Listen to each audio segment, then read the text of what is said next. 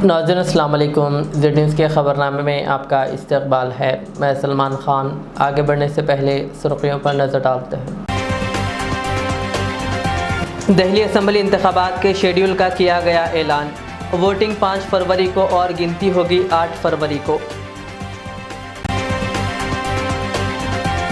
Formula ई case, high court से KTR को झटका, अबूरी हुक्म भी मनसूख। फार्मूला ई केस झूठा मुकदमा और सियासी साजिश, हरीश राव का बयान। अल्लू अर्जुन पहुंचे किम्स अस्पताल और संध्या हादसे के जख्मी बच्चे से की मुलाकात। हाइड्रा कमिश्नर AV रंगनाथ ने हैदराबाद के ब्रह्मानगर और दीगर इलाकों का किया मुआयना। हैदराबाद में BJP और कांग्रेस के कारकुनों के दरमियान तसादुम, एक दूसरे पर किया हमला। तेलंगाना के निज़ामाबाद शहर में स्विगी डिलीवरी बॉयज जुनैद और जुबैर पर शरपसंदों ने किया कातिलाना हमला। अब पेश है खबरों की तफसील। इलेक्शन कमीशन ने दिल्ली असम्बली इंतखाबात 2025 के लिए शेड्यूल का ऐलान कर दिया है। Chief election commissioner Rajiv Kumar ने दिल्ली के विज्ञान भवन में मुनक़िदा प्रेस कॉन्फ्रेंस के दौरान इंतखाबात की तारीख़ों का ऐलान किया। उन्होंने बताया कि दिल्ली में 70 असम्बली हलक़ों में एक ही मरहले में इंतखाबात कराए जाएंगे। वोटिंग 5 फरवरी 2025 को होगी, जबकि वोटों की गिनती 8 फरवरी को होगी। प्रेस कॉन्फ्रेंस में जारी तफसीलात के मुताबिक इंतखाबात का गज़ट नोटिफिकेशन 10 जनवरी 2025 को जारी होगा। नामज़दगी दाखिल करने की आखिरी तारीख़ 17 जनवरी मुकर्रर की गई है, जबकि नामज़दगियों की जांच पड़ताल 18 जनवरी को की जाएगी। उम्मीदवारों को 20 जनवरी तक नाम वापस लेने की इजाज़त होगी। वोटिंग 5 फरवरी को होगी और वोटों की गिनती 8 फरवरी को होगी और इंतखाबी अमल 10 फरवरी तक मुकम्मल कर लिया जाएगा। Date of poll is 5th and counting is 8th and 5th again we have very deliberately kept Wednesday, क्योंकि हम सोचते हैं सब दिल्ली वाले वोट करें, इसलिए इस बार भी महाराष्ट्र की तरह हमने इसको वेडनेसडे में रखा है। Entire election process after counting will be complete by 10th. BRS के कारगुजार सदर व रुकन असम्बली KTR को हाई कोर्ट से बड़ा झटका लगा है। इनकी जानिब से दायर की गई कॉश पटिशन को हाई कोर्ट ने मुस्तरद करते हुए ACB की जानिब से दायर किए गए फार्मूला ई केस को खारिज करने की दरख्वास्त को भी मुस्तरद कर दिया। गुज़िश्ता माह 31 तारीख को फरीक़ैन के दलाइल मुकम्मिल होने के बाद हाई कोर्ट ने आज फ़ैसला सुनाया। हाई कोर्ट ने KTR के हक़ में जारी अवामी हुक्म को भी मनसूख कर दिया, जिसके तहत इन्हें गिरफ़्तारी से छूट दी गई थी। ACB की जानिब से गिरफ़्तारी से मुताल्लिक़ अबूरी हुक्म में मज़ीद 10 दिन की तोसी की दरख्वास्त को भी हाई कोर्ट ने मुस्तरद कर दी। इस फैसले के बाद KTR अपने वकला के साथ मुशावरत कर रहे हैं और ये इत्तलात है कि वह सुप्रीम कोर्ट में अपील का इरादा रखते हैं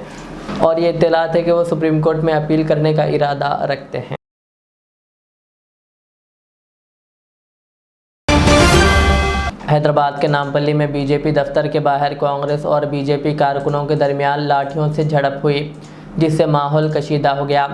कांग्रेस कारकुनों ने BJP लीडर रमेश बदूरी के मुतनाज़ा बयान पर एहतजाज करते हुए दफ्तर का घेराव किया और अंडे व पत्थर फेंके, जिस पर BJP कारकुनों ने जवाबी हमला किया।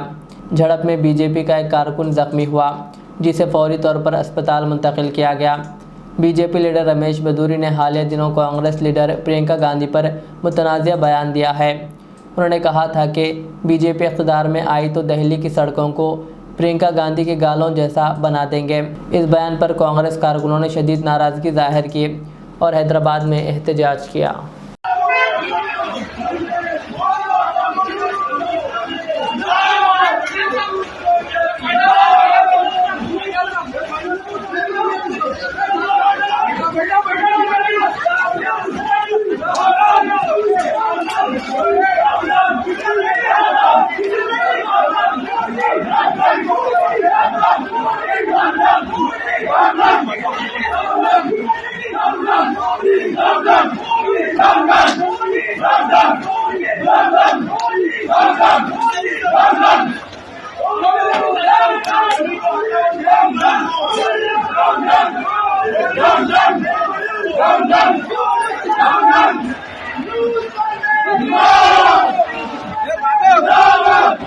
జనలకు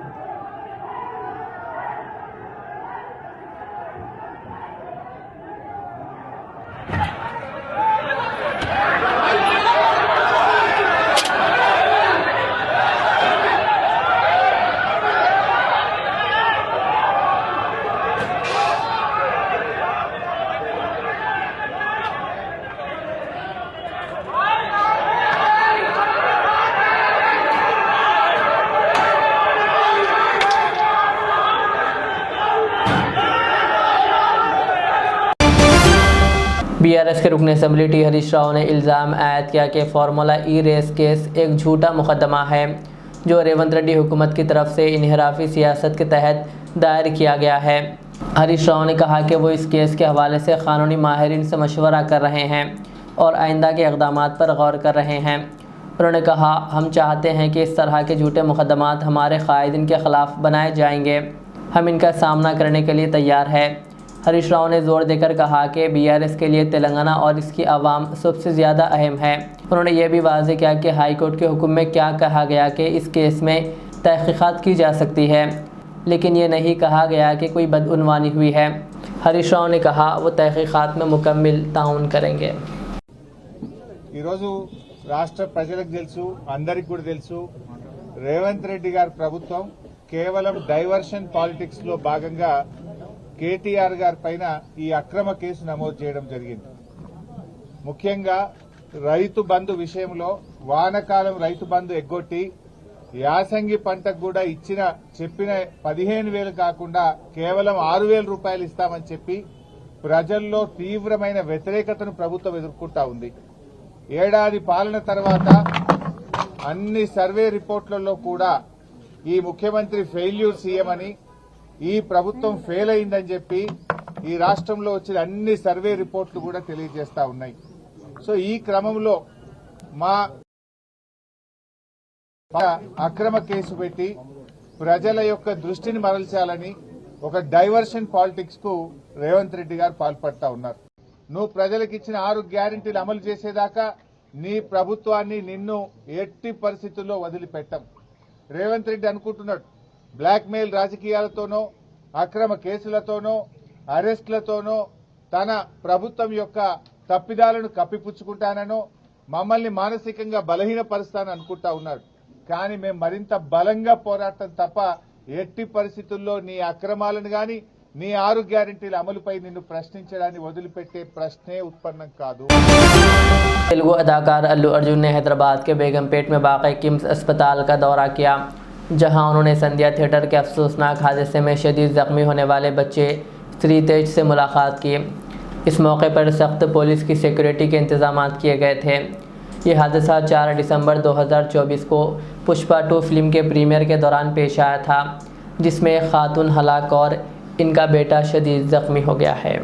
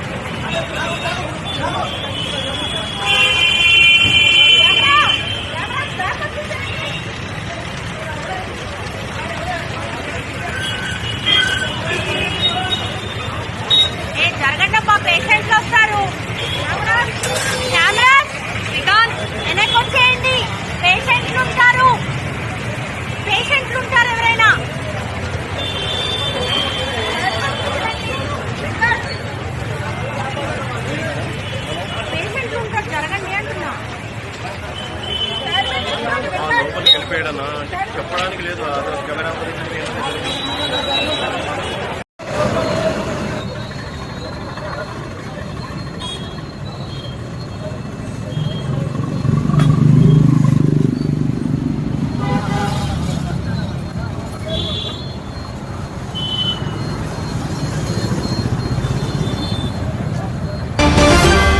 हैदरा कमिश्नर ए.वी. रंगनाथ ने आज हैदराबाद के ब्रह्मानगर बस्ती और दीगर इलाकों का मुआयना किया। मुआयने के दौरान उन्होंने नंदागिरी लेआउट के करीब पार्क की सिक्योरिटी के लिए बनाई गई कंपाउंड वॉल का जायज़ा लिया, जिस पर तजावीज़ात का शुबा जाहिर किया गया। ए.वी. रंगनाथ ने कहा कि हैदरा दीवार की सिक्योरिटी को यकीनी बनाएगा और सर्वे के लिए DGPS का इस्तेमाल करेगा। सर्वे मुकम्मल होने के बाद हैदरा GHMC, HMDA और कलेक्टर के साथ बस्ती के रिहायशियों की बहाली के लिए मनसूबा तैयार करेगा। ఈరోజు ఇక్కడ గురు బ్రహ్మనగర్ ఈ బస్తీకి నేను ఇక్కడ స్థానిక శాసనసభ్యులు గౌరవనీయులు దానం నాగేందర్ గారు, ఇంకా ఇక్కడ ఉన్నటువంటి బస్తీ వాసులు, దీంతోపాటు మా హైడ్రా బృందం అండ్ ఈ స్థానికంగా ఉన్నటువంటి ఈ మన నందగిరి లేఅవుట్ సంబంధించిన వాళ్ళు అందరం కూడా ఇక్కడ వారికి సంబంధించినటువంటి పార్కు అండ్ ఇతర ఓపెన్ స్పేసెస్ సంబంధించిన కొన్ని ఇష్యూస్ గురించి దానికి ఇక్కడ పరిశీలనకి రావడం జరిగింది. సో క్షేత్రస్థాయిలో పరిశీలించడం జరిగింది. ఈ బస్తీకి ఎప్పుడో చాలా ఏళ్ల క్రితమే దీనికి ఒక అప్రూవ్డ్ పర్మిషన్ కూడా ఉన్నది. దాదాపు ఎకరా 25 గుంటలు దీనికి అప్రూవ్డ్ పర్మిషన్ కూడా ఉంది. 2011 ఆ టైంలో దీనికి పర్మిషన్ ఇచ్చినట్టుగా కూడా డాక్యుమెంట్స్ కూడా ఉన్నాయి. సో అట్లనే ఇక్కడ స్థానికంగా ఉన్నటువంటి నందగిరి లేఅవుట్ సంబంధించిన వాళ్ళు వారు పార్క్ని సెక్యూర్ చేసుకోవాలని వాళ్ళ కంటెన్షన్ ఉన్నది. సో ఈ ఉభయుల మధ్యలో డిఫరెంట్ కంటెన్షన్స్ ఉన్న దృష్ట్యా మేము ఇక్కడ క్షేత్రస్థాయిలో పరిశీలించినప్పుడు ఫస్ట్ ఇక్కడ ముందు ఈ బస్తీకి ఎకరా 25 గుంటలు ఫస్ట్ అది సెక్యూర్ చేస్తాం. అది మనం మెజర్మెంట్స్ తీసుకొని మా DGPS సర్వే చేయించి ముందు ఆ బస్తీకి రావాల్సినటువంటిది ఇస్తే కనుక డెఫినెట్గా వారికి రేపు ఎమ్మెల్యే గారు ప్రభుత్వం దృష్టికి తీసుకెళ్ళి వారు ఇక్కడ ఈ బస్తీకి సంబంధించినటువంటి పక్కా హౌజెస్ దాని గురించి కూడా డెవలప్ చేసిన దానికి కూడా వారు చేస్తామని చెప్పి కూడా వారు చెప్పడం జరిగింది. సో హైడ్రా తప్పకుండా దానికి సహకరిస్తుంది. అండ్ ఈ పార్కు ఏదైతే కనుక వాళ్ళు సెక్యూర్ చేయాలనుకుంటున్నారో అది హైడ్రా ఆ పని చేస్తుంది. ఆ పని చేసి గవర్నమెంట్ తరపు నుంచి చేస్తాము. అది అంటే మేము చేస్తాము. చేసే క్రమంలో కూడా బస్తీ వాసులకి వాళ్ళకి అసౌకర్యం కాకుండా, అంటే వాళ్ళు నడిచిపోవడానికి రావడానికి అసౌకర్యం కాకుండా ఉండేటట్టు ఆ జాగ్రత్తలు కూడా తీసుకొని చేస్తాము. అండ్ త్వరలో ఎమ్మెల్యే గారి సహకారంతో అట్లానే ప్రభుత్వ దృష్టికి కూడా తీసుకువెళ్ళి ప్రభుత్వ సహకారంతో ఇక్కడ మనము వాళ్ళకి బస్తీవాసులందరికీ కూడా ఇక్కడ హౌసింగ్ వచ్చేటట్టు చేస్తాము. అట్లానే స్థానికంగా ఉన్నటువంటి నందగిరి లేఅవుట్ సంబంధించిన వాళ్ళ కంటెన్షన్ కూడా తీసుకొని కొన్ని చోట్ల మాకంటే వాళ్ళు ఇక్కడ బస్తీ కొంతమంది వాళ్ళు ఎంక్రోచ్ అయినట్టు వీళ్ళ కంప్లైంట్స్, బస్తీ వాళ్ళు ఎంక్రోచ్ అయినట్టు కంప్లైంట్స్ ఉన్నాయి. ఇవన్నింటిని కూడా తీసుకొని ఎవరు ఎంక్రోచ్ అయ్యారో అదంతా కూడా సెక్యూర్ చేసుకునేటట్టు చేస్తాము. చేసి దాన్ని ఆ ఎంక్రోచ్మెంట్ ఎవరైతే చేస్తారో కనుక వాళ్ళని తప్పకుండా నియంత్రిస్తూ వారి మీద చట్టపరంగా చర్యలు తీసుకునేదానికి కూడా మా వైపు నుంచి చేస్తాము. అండ్ తప్పకుండా అంటే ఇక్కడతోటి ఇప్పుడు ఈరోజు ఓన్లీ పరిశీలన కోసం రావడం జరిగింది. దీని తర్వాత మేము ఈ మెజర్మెంట్స్ అన్ని తీసుకున్న తర్వాత సర్వే చేయించిన తర్వాత దీని మీద దఫాలుగా మీటింగులు పెట్టి అధికారులు అంటే GHMC కమిషనర్ గారు, HMDA కమిషనర్ గారు ఇట్లా అందరినీ కూడా ఇన్వాల్వ్ చేసి కలెక్టర్ గారు, స్థానిక కలెక్టర్ గారు వీళ్ళందరూ కూడా ఇన్వాల్వ్ చేసి వీళ్ళు workout plan to see that ఇది ఇక్కడ వర్క్ మళ్ళీ బస్తీ వాళ్ళకి బిల్డింగ్స్ వచ్చేటట్టు చూస్తారు. అది CSR యాక్టివిటీస్ కింద వారికి పర్మిట్ చేశారు GHMC వారు. సో దాన్ని కూడా వీరు ఇప్పుడు ఎందుకంటే ఒక పార్టీ ఏదైతే కనుక వాళ్ళ దాన్ని అపోజ్ చేస్తున్నారో అవతల పార్టీ వాళ్ళు వేస్తుంటే కనుక దాన్ని న్యాచురల్గా అది వ్యాలిడ్ క్లెయిమ్గా తీసుకొని అందుకోసమే దాన్ని హైడ్రా దాన్ని చేస్తుంటుంది. అండ్ గతంలో ఇక్కడ దీనికి సంబంధించినటువంటి ఏదైతే ఆ కేసు ఉందో దాన్ని కూడా మేము పరిశీలించి డెఫినెట్గా ఎందుకంటే ప్రభుత్వం తప్పకుండా పేద ప్రజల వైపు ఉంటుంది. అండ్ హైడ్రా కూడా ఎటువంటి పరిస్థితుల్లో కూడా పేద ప్రజల్ని కాకుండా మేము వేరే ఇతర వాళ్ళు ఎవరిని కూడా సమర్థించేది ఉండదు. దీంట్లో ఎవరైనా ఎంక్రోచ్ చేస్తున్నా, ల్యాండ్ గ్రాబింగ్ చేస్తున్నా కానీ వాళ్ళు ఎవరిని ఉపేక్షించం. వాళ్ళందరి మీద చాలా కఠినమైన చర్యలు ఉంటాయి. చట్టపరంగా వాళ్ళ మీద వాళ్ళు మేము కేసులు పెట్టడం జరుగుతుంది. హైడ్రా పోలీస్ స్టేషన్ కూడా మనకి ఈరోజు రేపో జీవో కూడా రాబోతుంది. అది వచ్చిన తర్వాత కేసులు పెడతాము. దాంతోపాటు ఎవరన్నా అక్రమంగా కట్టడాలు ఉంటే అవి కూల్చివేయడం కూడా జరుగుతుంది. తీసుకున్న తర్వాత అన్ని చెప్పగలుగుతాం. మనం సర్వే చేయకుండా మనం ఇక్కడ మాట్లాడకూడదు వీలైనంత వరకు. ఎందుకంటే ఫస్ట్ 1.25 ఏకర్స్ లేఅవుట్లో వాళ్ళకి చూపించింది, పేద ప్రజలకి వాళ్ళ బస్తీ కోసం ఇచ్చింది. ముందు అది సెక్యూర్ చేద్దాం. ఆ సెక్యూర్ చేసిన తర్వాత 100% దాన్ని మేము ముందు ఆ ల్యాండ్ని సెక్యూర్ చేయడం చాలా ఇంపార్టెంట్. అది చేస్తాం. जहीराबाद के मुगड़मपल्ली मंडल क्रिकेट टीम ने मुगड़मपल्ली मंडल चैंपियन लीग के फाइनल मुकाबले में शानदार कारकर्दगी का मुजाहरा करते हुए 45 रन से कामयाबी हासिल की। जीतने वाली टीम को 50,000 रुपये और हारने वाली टीम मरजमपल्ली को 25,000 रुपये इनाम दिया गया। इस मौके पर मेहमान खुसूसी की हैसियत से रुकने पार्लियामेंट जहीराबाद सुरेश कुमार शटकार ने शिरकत की। इस मौके पर खिताब करते हुए उन्होंने कहा कि नौजवानों के लिए तालीम के साथ साथ खेलों में भी हिस्सा लेना ज़रूरी है। उन्होंने तेलंगाना के वज़ीर आला रेवंत रेड्डी की खेलों से दिलचस्पी का जिक्र करते हुए कहा कि चैंपियंस गाँव से भी उभर सकते हैं। इस तकरीब में हल्का असम्बली जहीराबाद के इंचार्ज चंद्रशेखर, जहीराबाद टाउन सदर के नरसिमलू और मोहम्मद अयूब के अलावा दीगर मौजूद थे।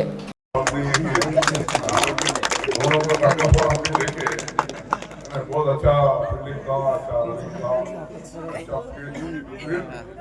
बिल्डिंग भी था, तो दोनों को मुबारक।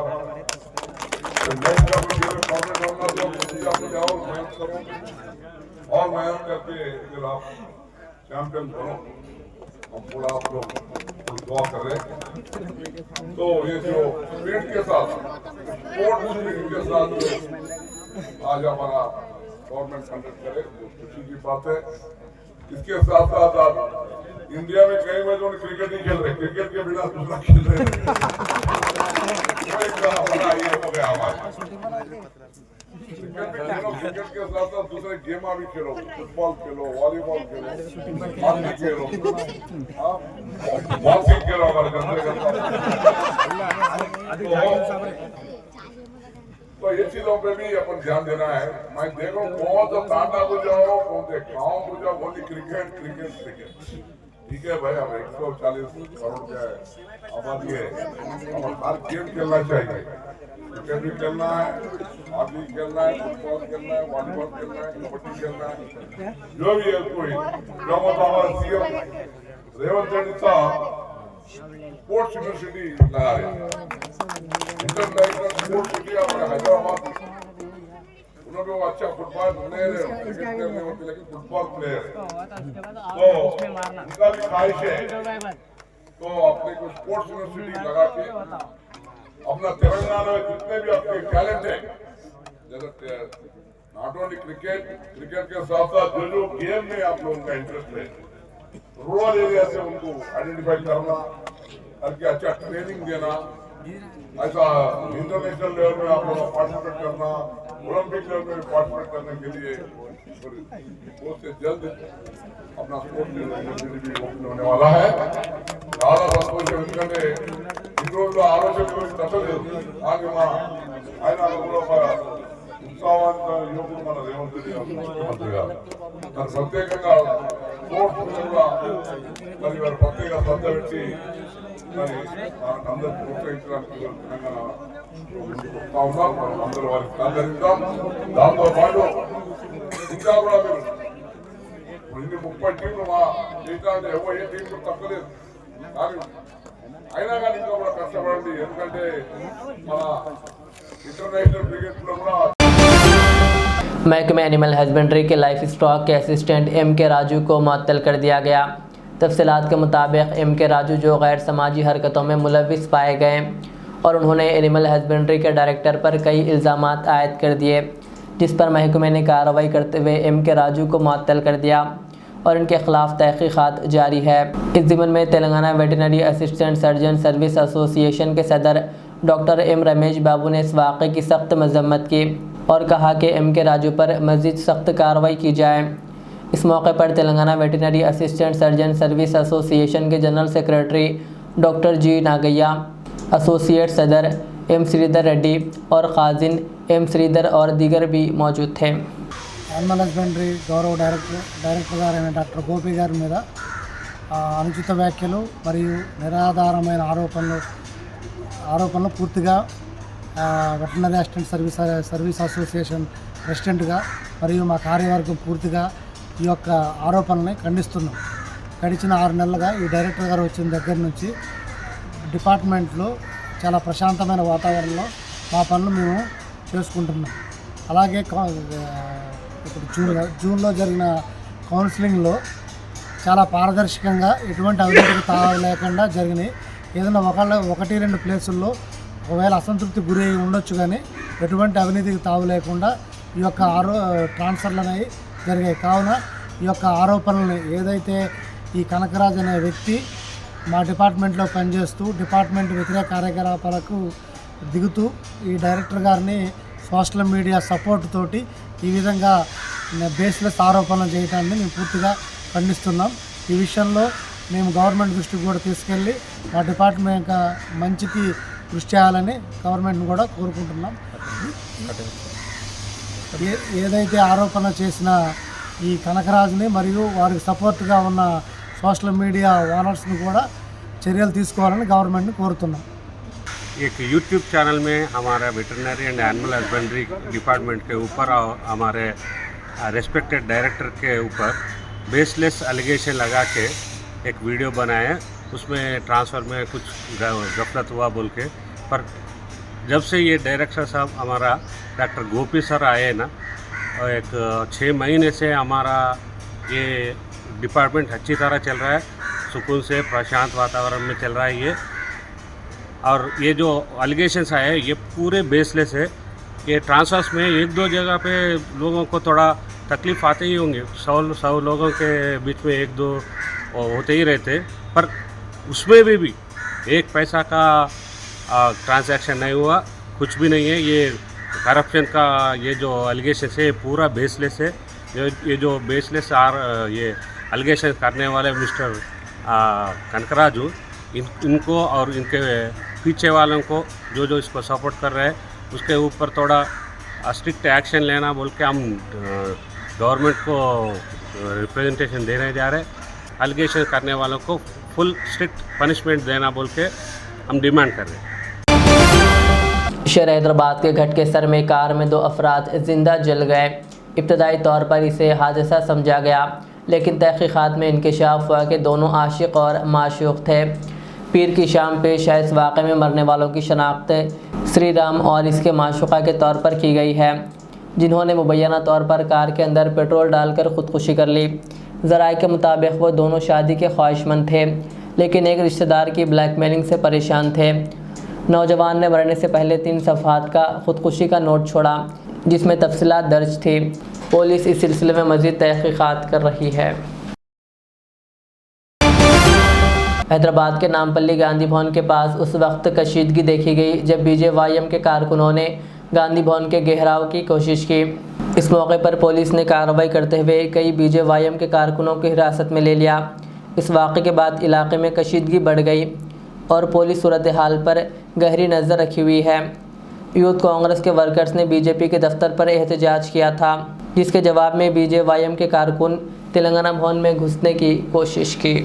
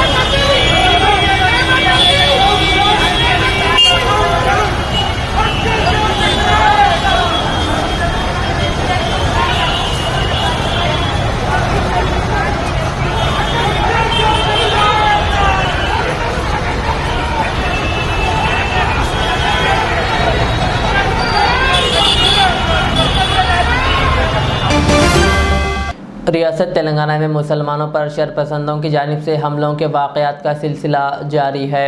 तेलंगाना के निज़ामाबाद शहर में चंद शरपसंद अनासर की जानिब से 2 मुस्लिम स्विगी डिलीवरी बॉयज़ जुनैद और ज़ुबैर पर क़ातिलाना हमला किया गया। तफसीलात के मुताबिक शहर निज़ामाबाद के विनायक नगर इलाके के रहने वाले चंद शरपसंद अनासर ने स्विगी ऑर्डर किया और जुनैद जब ऑर्डर लेकर वहां पहुंचा तो ऑर्डर कैंसिल कर देने पर मामूली बहस व तकरार हुई। और वहां हालत नशे में पहले से मौजूद चंद शरपसंद अनासिर ने जुनैद पर हमला करना शुरू कर दिया। इस बात की इत्तला मिलने पर जब वहां जुबैर पहुंचा तो शरपसंद अनासिर ने इस पर भी हमला कर दिया। शरपसंदों के हमले में 2 नौजवान ज़ख्मी हो गए। शदीद ज़ख्मी हालत में मुकामी लोगों ने दोनों को गवर्नमेंट अस्पताल मुंतकिल किया, जहां जुनैद की हालत तशवीशनाक बताई जाती है।